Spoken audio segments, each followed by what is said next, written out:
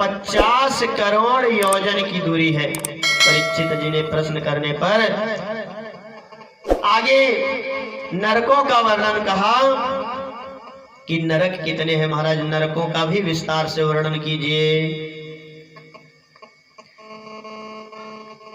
तो सुखदेव जी बाबा कहते हैं कि पृथ्वी से 99,000 योजन नीचे यमराज की संयमनी पुरी है। किसकी पुरी है? जो यमराज है 99,000 योजन के नीचे उनकी संयमनी पुरी है, जहां पर नाना प्रकार के नरक हैं।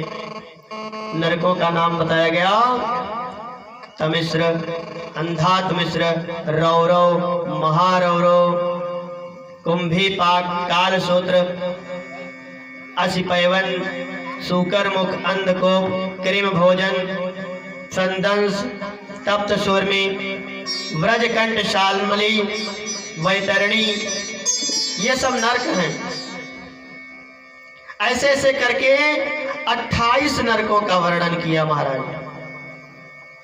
28 नरक बताए। बाबा ने पूछा कौन प्राणी कौन सा कर्म करेगा तो किस नरक में जाएगा और कैसी यातना उसे भोगनी पड़ेगी महाराज। एक एक करके हमको विस्तार से बताइए। भागवत महापुराण के 5म स्कंद के 27वें अध्याय के 8वें श्लोक में कहा गया, बहुत सुंदर सा एक ही श्लोक में सारा नरक का वर्णन कर दिया गया। तत्र यस्तो परिवित्ता पतन्या कलरात्र हरति शाही कालपाशबद्धो यम पुरुषैरति भयान्कास्तैव तमिस्त्रैः नरके बलान्निपात्यते। अर्थात जो प्राणी संपदा का हरण करता है, भाई की संपदा हो या पड़ोसी की संपदा हो या किसी भी व्यक्ति की संपदा हो, 2 रुपए से लेकर 2000 रुपए तक और 2 लाख रुपए तक यदि किसी की भी संपदा का हरण करता है, पर स्त्री का हरण करता है महाराज, बच्चों का हरण करता है, तो उसे कहाँ जाना पड़ता है?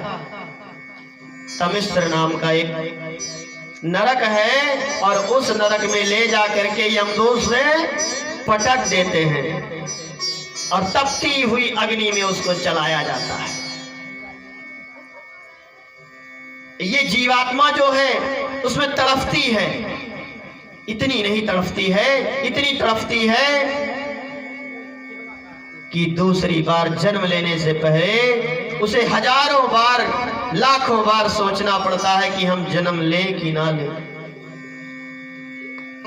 याद रखो भाइयों बहनों, कभी भी किसी का धन नहीं हड़पना चाहिए, भाई का धन तो बिल्कुल नहीं हड़पना चाहिए और बच्चों का हरण तो बिल्कुल नहीं करना चाहिए। बच्चों का हरण जो करता है वह इसी तमिश्र नाम के नरक में जाकर के भयंकर कष्ट को भोगता है।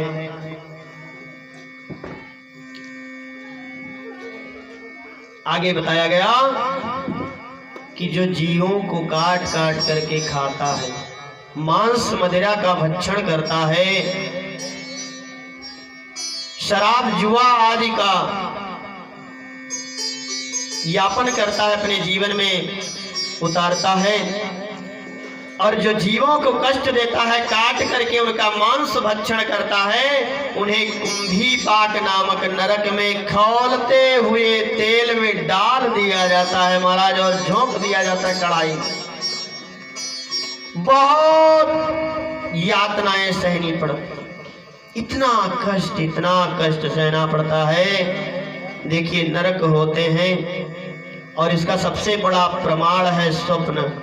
आपने स्वप्न में बहुत बार देखा होगा कि हमारी आत्मा कहीं गई है, हम कहीं गए हैं और हमें कोई हमारे पीछे दौड़ रहा है, हमको मार रहा है, काट रहा है। इसी प्रकार से यह जीवात्मा जब शरीर से निकलता है रात्रि के समय, तो जा करके अपने साथी संगतियों से भ्रमण करता है जिसे आप नहीं जानते, और आपने जिसका कुछ बिगाड़ा होगा वही व्यक्ति आपके पीछे स्वप्न में ही आकर के आपको मारेगा, काटेगा, सब कुछ करेगा। इसी प्रकार जब जीवात्मा शरीर से निकल जाती है तो इस जीवात्मा को शुद्ध करने के लिए अनेक नरकों से होकर के गुजरना पड़ता है। महाराज बोलो वृंदावन बिहारी लाल की जय हो। आगे नरक आता है कि जो अतिथियों को क्रोध की निगाह से देखे। घर में कोई अतिथि आया हो, कोई भी हो, कभी भी उसे क्रोध की निगाह से नहीं देखना चाहिए।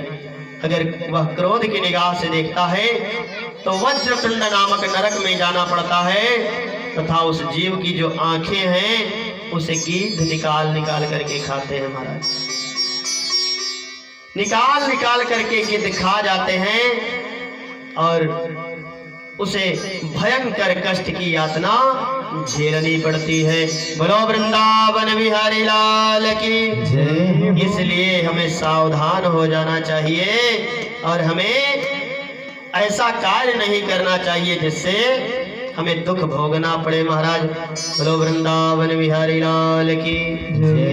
नरक का इतना भयंकर वर्णन सुना परीक्षित महाराज रोमांचित हो गए और बोले बहुत डर लगता है महाराज नरक से। इतना भयंकर नरक का वर्णन आपने सुना दिया। हंसकर बोले सुखदेव बाबा कि डरने की क्या बात है, नरकों को तो जीवों के कल्याण के लिए ही बनाया गया है।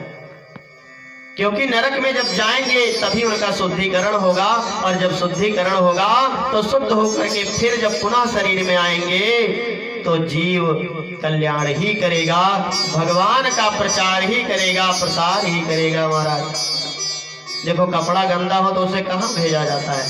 धोबी घाट पे उठाए के पटका जाता है उसको साफ करने के लिए। अच्छा साफ नहीं किया जाएगा, पटका नहीं जाएगा तो क्या साफ होगा? वो रगड़ना पड़ता है, साफ करना पड़ता है, वैसे तो साफ नहीं होता महाराज। ये साफ हो जाता है? साफ नहीं होता है।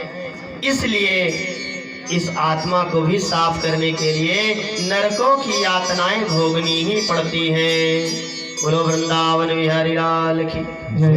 परीक्षित ने कहा सफाई हो जाए तो अच्छी बात है, परंतु सफाई भी विचित्र तरीके से हो रही है। यदि साबुन ढूंढा जाए तो कोई अच्छी क्वालिटी का साबुन हो तो बात बने। बढ़िया सर्फ एक्सेल का होना चाहिए जिससे एक ही बार में मामला क्लियर हो जाए, काहे बार बार ठोकना पीटना पड़े। तो कहिए सर्फ एक्सेल किसको मिलता है? जो थोड़ा बहुत पुण्य का काम करके जाते हैं, और जो पुण्य का काम करके नहीं जाते हैं उन्हें तो नरक की यातना भोगनी ही पड़ती है। बोलो भागवत भगवान की।